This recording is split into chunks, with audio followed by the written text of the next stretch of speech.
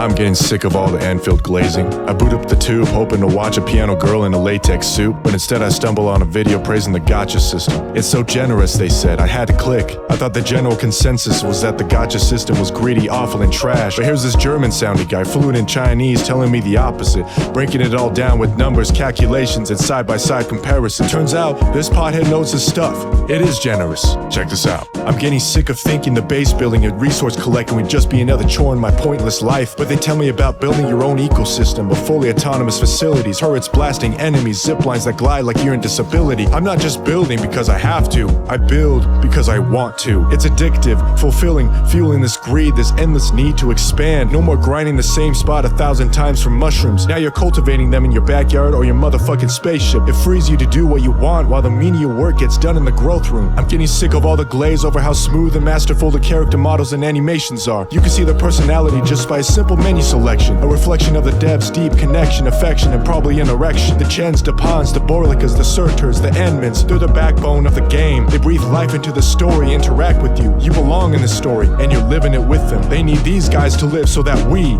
the players, can live too. I'm getting sick of all the glaze claiming the character designs are amazing, that releasing Surtur so early on was a genius move, that the amount of thigh shots Chen gets in every cutscene is wild, that the way light bounces off abs off these two has players beguiled, or when you can't help but stare at Surtur's cleavage while leveling her skills, or even the brilliant display of bare backs for a number of ladies, including the intentionally boring one, all crafted for the greater good, designed to spark your neurons, just as they should. I'm getting sick of all the glaze saying that the combat is more than everything you've experienced, that the first impression of it being dull and shallow is an allusion to the beautiful execution of combos and team synergy, having all 4 party members moving around like a raid in Unity, final attacks that trigger skills into full combos that lead into other chains is nothing short of exhilarating, and it's kinda hard to explain. It's not about stacking 6 stars for the easy win. True power comes from synergy, a mixed team working in harmony. That's where the real damage comes from. That's where the fun begins. I'm getting sick of all the glaze for the story, saying that despite the slow start it builds to glory, that it builds to keep you engaged with existential threats and traces of cosmic horror, telling you that there is more to it, that the legacy of Dr. Rhodes Island and the burden Amiya left behind is connected